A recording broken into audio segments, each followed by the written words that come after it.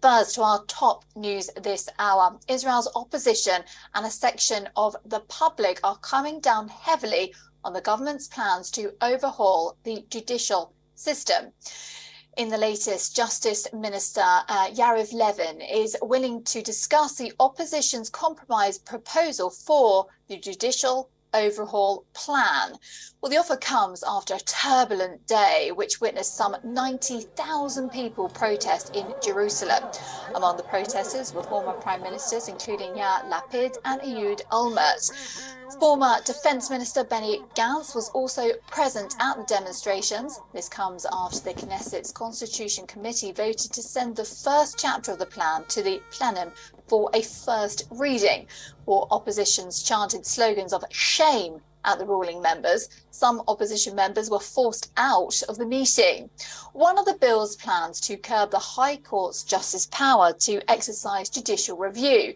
The other bill prevents the High Court from intervening in ministerial appointments. Well, earlier, Israel's president appealed to the Israel Prime Minister, Benjamin Netanyahu, to seek a compromise with his political opponents. Well, some coalition lawmakers welcomed Herzog's compromise proposal.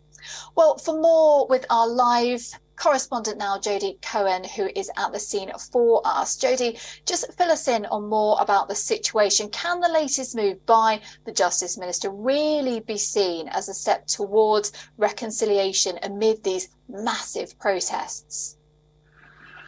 Right, so Justice Minister Levin and Constitution Law and Justice Committee Chair Rothman have both said that they're willing to start a dialogue without preconditions. So the talks, they're saying, could start immediately at the president's residence, which could be seen as a conciliatory move. However, the opposition is suggesting that the offer for talks is disingenuous when the committee is still discussing the judicial reform bills. Now, I checked the committee's agenda earlier, and those bills are still on the agenda for Tuesday.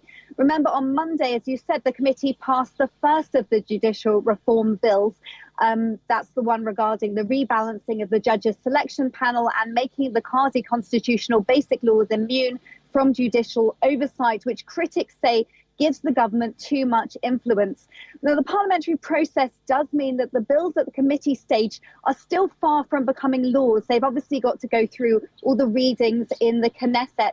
And on Monday, government sources had been suggesting that the government would wait 1 week before bringing the bills to the first vote on the Knesset plenum.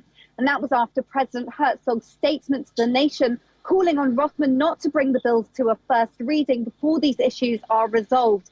So now Minister Levin has suggested that he never said that they would wait, that they'd actually never confirmed the scheduling, and that they may take the bills to a first reading on Wednesday or possibly next Monday. So it appears that they are keeping up the pressure on the opposition by doing this to enter those talks. Jodie Cohen, thank you so much indeed, our correspondent here on WION Today.